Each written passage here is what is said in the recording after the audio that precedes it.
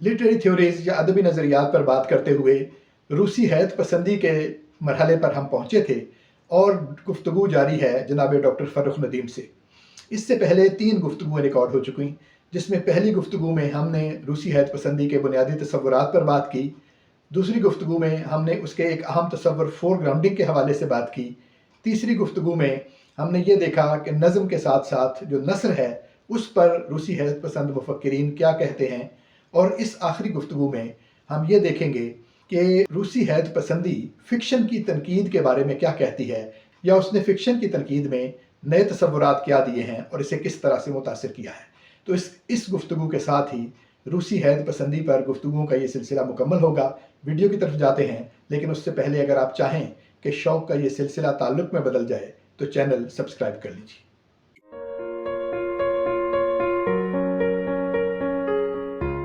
अस्सलाम वालेकुम। आबिद साल हाजिर है इदारा उर्दू के सिलसिले एक सवाल के साथ।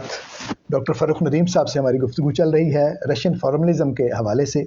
इससे पहले हम कुछ गुफ्तगुएँ कर चुके और उनमें कुछ जो बुनियादी मामलात हैं उनको समेटा, कुछ नज़म और नसर के हवाले से जो उन्होंने अलग अलग बातें की हैं कुछ उसको समेटा। तो फ़िक्शन पर जब वो गुफ्तगू करते हैं तो वो जैसे आपने कहा कि कुछ एक्शंस हैं, कुछ फंक्शंस हैं, इनको अलग अलग किया। इसी तरह एक आध बात और हो गई। तो फ़िक्शन की तनकीद के हवाले से वो क्या कहते हैं, इस पर ज़रा फरमाइए। अच्छा, अब फ़िक्शन की जो कायनात है, यूनिवर्स है, उसको मज़ीद यानी फ़िक्शन में भी फ़िक्शनैलिटी ज़्यादा इंपॉर्टेंट होगी ना, जैसे लिटरेचर में लिटरेरीनेस। अब फ़िक्शनैलिटी यानी कि हम कहें कि कहानवियत, अफसानवियत। हाँ। अब अफसानवियत कैसे बनती है? ठीक है। तो इसका मतलब है कि अफसानवियत इन्होंने उसको भी थ्योराइज किया। अच्छा। हाँ, है ना, थ्योराइज, मजीद उसको थ्योराइज करते चले गए और ने कहा जी कि जो एक कहानी चाहे छोटी है या बड़ी है उसके भी 2 हिस्से हैं। ठीक है ना, यानी ये बज़ाहिर नजर तो नहीं आते हैं अंदर कहानी के, हर कहानी के, लेकिन वो उसके ना 2 सतहें हैं उसकी। एक सतह को उसको न रखा है फेबुला। अब फेबुला का मतलब है फेबल से है ना, कहानी हिकायत होने ना। हाँ, ठीक है। और एक हो गया उन्हें क्या जी सूजे। अच्छा। अब सूजे के स्पेलिंग ये है SJUZHET। ठीक है, ठीक है, जे साइलेंट हुआ तो सूजे है ना, उसकी प्रोनाउंसिएशन सूजे है, ठीक है, लेकिन लिखने में सूजेट। हाँ, सूजेट लिखे। ठीक है। दूसरा है फेबुला। ठीक है, फेबल से। अच्छा, ये 2 यानी टर्म्स हैं, इस्तिलाहें हैं जिनको वो इस्तेमाल करते हैं। वो ये कहते हैं कि इंसान का ज़हन में हर इंसान, क्योंकि कायनात में एक फेबुला है, कहानी है, ठीक है, लिहाजा हर इंसान के जेनेटिकली या हर किसी न कल्चरली उसके ज़हन में कहानी है। ठीक है। लेकिन कहानी एक आम कहानी है ना, हम कहते हैं जी खुदा का सड़क पे एक्सीडेंट हो, ठीक है, और उसकी खबर भी मैं कर जाता हूँ तो उसकी खबर लग जाती है ना। मतलब छोटी सी बात है कि गाड़ी का टायर पंक्चर हो गया और मेरे घर में कहते हैं कि फिर क्यों, मैं कहता हूँ फिर मैंने लगवा लिया वहां जाके। लेकिन ये इतना आम है नहीं है, ये मुझे पता है कि मैंने कितने। अच्छा, लेकिन जब मैं घर में बताऊंगा ना तो मैंने उसको ज्यादा इम्प्रेस करने के लिए मैंने उसका एक डिस्कोर्स क्रिएट करूंगा। यार बंदा कोई नहीं मिल रहा था। अच्छा, ठीक है। मैंने इधर उधर फोन किया, फिर मुझे डॉक्टर आबिद सियाल साहब मिल गए। मैंने कहा सर इधर को वाकिफ है? तो उन्होंने कहा यार कि हाँ एक बंदा है। ये जो सारी चीजें मैं जुज़ियात शामिल में लगाऊंगा ये उसका डिस्कोर्स बनेगा। ठीक है, ठीक है, ये उसका यानी एक है वाकयात की वो तरतीब जो आम तरतीब है, एक वो है जिसे आप बना रहे हैं, एक वो है जो हम बना रहे हैं। यानी एक तो वो मुझे तो ऑटोमेटिकली मौजूद है, एक मैं शौरी दानिस्ता तौर पर उसमें खुद तरतीब बना रहे हैं, जिसमें किसी को ज्यादा करते हैं, किसी को कम करते हैं, किसी को आगे करते हैं, किसी को पीछे करते हैं। ये डिस्कोर्स है। बहुत अच्छा। उन्होंने कहा कि बुनियादी तौर पर तो है सारा नैरेटिव, लेकिन जब ये डिस्कोर्स शामिल होता है तो फिर अदबी अफसाना या अदबी नावल बनता है, वरना ये सादा एक फोक टेल, सादी सी कहानी ऐसे, यानी वो खबर तक रह जाएगा, खबर तक रह, ठीक है ना। मौक़िफ़ जो है, मौक़िफ़ तब बनेगा अगर आप वाकयात की तरतीब वो बनाते हैं जिससे जो आप बयान करते हैं, ताकि वो कुछ बनाए उससे। जी, मौक़िफ़ मुझे लफ्ज़ बड़ा याद है, आपने पिछली दफ़ा भी वो तनकीद वाले मुझसे ऐसे बड़ा एंजॉय किया हमने, ये बड़ा ज़रूरी है। अच्छा, ये मौक़िफ़ ज़रूरी नहीं है, उस वहाँ पे मिसअंडरस्टैंडिंग हो रही है। मौक़िफ़ ज़रूरी नहीं है कि वह اس کا شرط نہیں ہے کہ وہ نظریاتی ہی ہو. بڑا نہیں، اس کا تو مطلب یہ ہے کہ جو لکھنے والا جو کچھ لکھنا، جیسے ہم منشائے مصنف کہتے تھے کہ وہ کیا کہنا چاہتا ہے مصنف، وہ واقعات کی ترتیب کے ذریعے آپ کو بتائے گا نا، متن کے اندر یعنی ایک ہی کہانی جب 4 مختلف آدمی سناتے ہیں جی تو وہ جس ترتیب میں سناتے ہیں تو وہ اپنے موقف کی تائید میں بتاتے ہیں. یہ اس کو اچھا نیریٹالوجی میں بھی یہ موجود ہے، اس کو پوائنٹ آف ویو کہتے ہیں. ٹھیک ہے، ہاں لوگوں نے پوائنٹ آف ویو کے ریسرچ پیپر لکھے ہوئے ہیں، یعنی ہم اس کو فوکلائزیشن، پوائنٹ آف ویو، یہ ساری چیزیں نیریٹالوجی میں موجود ہیں، ہے نا. تو یہ آپ نے بڑا اچھا کیا تھا کہ ہم یہ پوائنٹ آف ویو یعنی آپ کا موقف، تو یہ موقف اس کا بنانے کے لیے بہت سے ایسی چیزیں، کچھ گھٹایا جاتا ہے، کچھ بڑھایا جاتا ہے، کچھ جزیات کے طور پر یا کچھ ویسے ہی لسانی پیراہن اس کے نا تراکیب کے طور پر ہم اس میں شامل کرتے ہیں. تب یہ ایک عام یعنی پھر فور گراؤنڈنگ آ گئی. ہاں ٹھیک ہے، سوجے اس کو فور گراؤنڈ کرتا ہے. ٹھیک ہے، مطلب ہے کہ آپ اجاگر اس میں سے کیا کرنا یعنی کہ فیبولا اس کی بیک گراؤنڈ تو ہے کہ نا، سوجے اس کو فور گراؤنڈ کرے گا. اب جیسے آپ نے مثلا وہی جو اگر ٹائر پنکچر ہو گیا اور آپ نے لگوا لیا اور آپ گھر چلے گئے، یہ ایک واقعہ ہے، یہ ایک واقعہ ہے. اب اس میں سے آپ مزہ اگر نکالنا چاہتے ہیں تو واقعات کی ترتیب اور الفاظ اور ہوں گے، اگر دکھ نکالنا چاہتے ہیں تو اور ہے، اگر لیٹ ہونے کی وجہ بتانا چاہتے ہیں تو اس کے اور ہوگا. بالکل بالکل بالکل. اس کا مطلب ہے ابھی آپ نے جو زاویے استعمال کی، یہی موقف ہے نا اس کہانی کو جو میری بنائی ہوئی ہے آپ کی کہانی کو، اس کا مطلب کہ اب آپ اس کا فارملسٹ انالیسس کر رہے ہیں، چاہے وہ مزاح کا ہے، چاہے وہ سنجیدہ کہانی کا ہے، چاہے کیسا بھی ہے، لیکن ہوگا یہ فارملسٹ، رشین فارملسٹ، کیونکہ وہ آپ اس کے سوجے کا انالیسس ہوگا. تو سوجے موجود ہوتا ہے، ہمیں پتہ نہیں ہوتا ہے نا.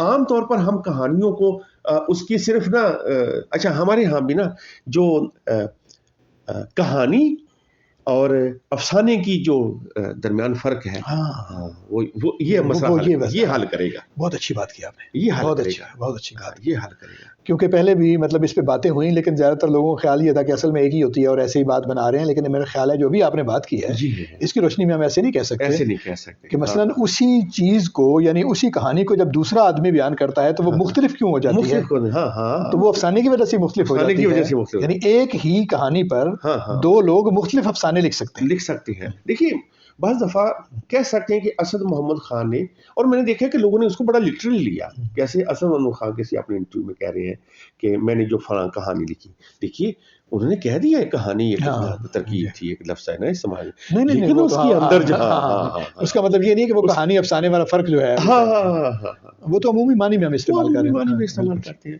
ٹھیک ہے نا. اچھا اس میں بھی اب یہ دیکھنا ہے کہ آپ اپنی کہانی کو کتنا ڈی فیملیرائز کرتے ہیں. مثلا ایک بندہ اربن کلچر کا افسانہ لکھتا ہے، شہری تمدن میں رہ کے، مثلا یہاں پر بیٹھ کے ادھر ادھر کسی کے نفسیاتی مسائل یا کسی کے دوسرے، تو یقین کیجیے اس کا سارا ماحول جو ہے لسانی اور سارا بیانوی ماحول اس کہانی سے، حالانکہ یہاں بھی وہ چھوڑے کی محبت کی کہانی لکھ رہا ہوں، دیہات کی بھی محبت کی کہانی ہے، لیکن دونوں میں بہت فرق آ جائے گا. تو یہ سوجے بتائے گا. اب مثال کے طور پر ہم کہتے ہیں جی کہ ایک بچے کو کہتے ہیں کہ آپ نے منٹو کے ٹوبا ٹیک سین میں سوجے اور آپ نے فیبولا الگ کرنا ہے، تو فیبولا تو بہت کمزور ہے، سوجے بہت زیادہ ہے.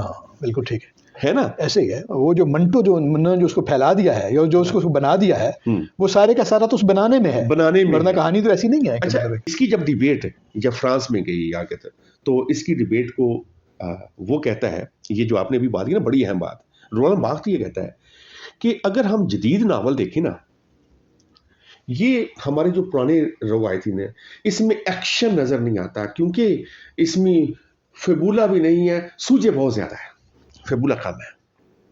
ٹھیک ہے، یعنی میں اس میں نا جو ایکشن ہے، جو بنیادی فیل ہے کہ فلاں بندہ گیا، اس نے دیکھا، اس کا دشمن کا تھا، وہ یہ والی نہیں ہے. بس وہ بیٹھا ہوا ہے، کچھ بھی کرنے کو نہیں ہے، سستا رہا ہے، خیال کر رہا ہے، سوچ رہا ہے، آبزرو کر رہا ہے، کرتا کچھ نہیں ہے. یہ بڑا فرق ہے. ٹھیک ہے. جدید آدمی کا المیہ یہ ہے کہ اس میں کوئی بڑا فیل ہی نہیں ہے. ایسے ہے نا. یہ فرق تھا. اچھا ایک بڑی اہم بات کرنے لگا ہوں ڈاکٹر صاحب. کلچرلی دیکھیں، جس دور میں رشیا بڑے فیل پہ زور رہا تھا، اس وقت کمیونسٹ یا یہ جو لوگ تھے سارے بڑے فیل کو ہائی لائٹ کر رہے تھے کہ کتنا فکشن کے لیے وہ اہم ہے اور کتنا ثقافت کے لیے اہم ہے.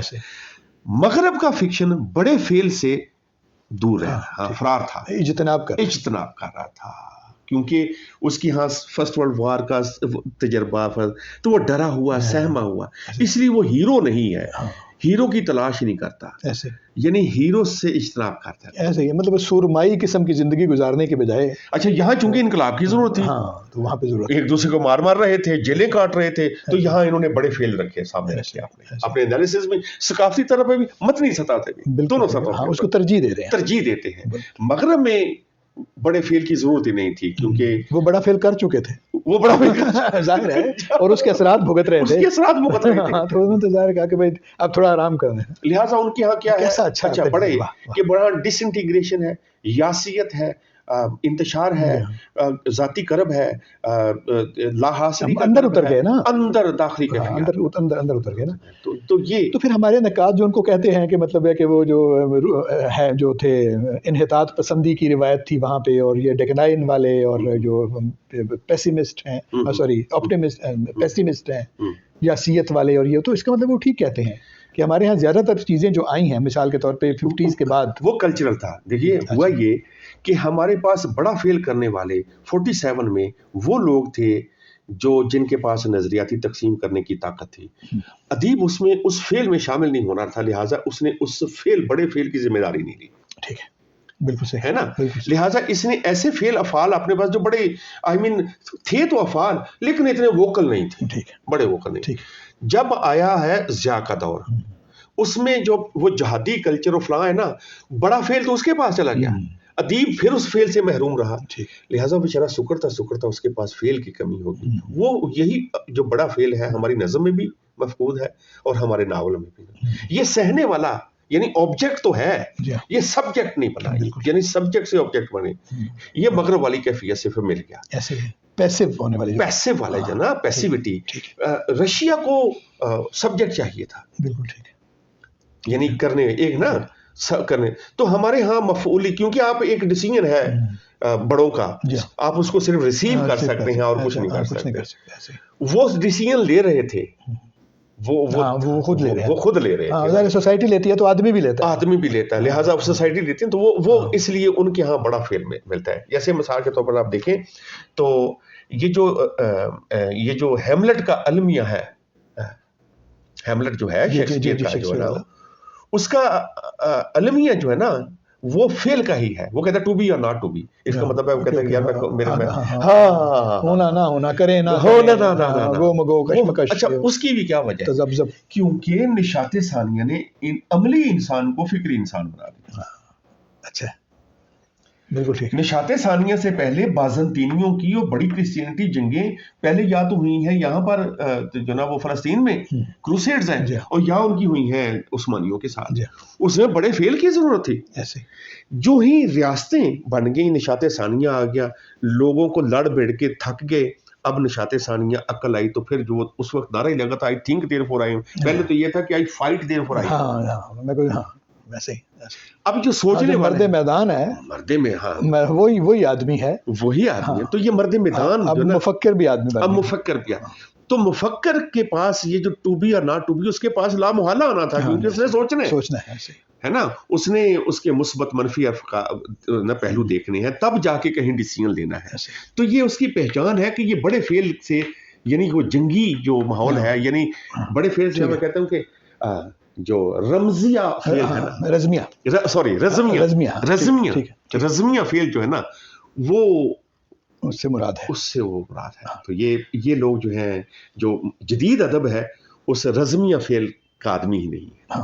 کیسی اچھی جو موڑ ہے اور کیسے اچھے نقطے پر لا کر ڈاکٹر صاحب نے بات کو وائنڈ اپ کیا ہے.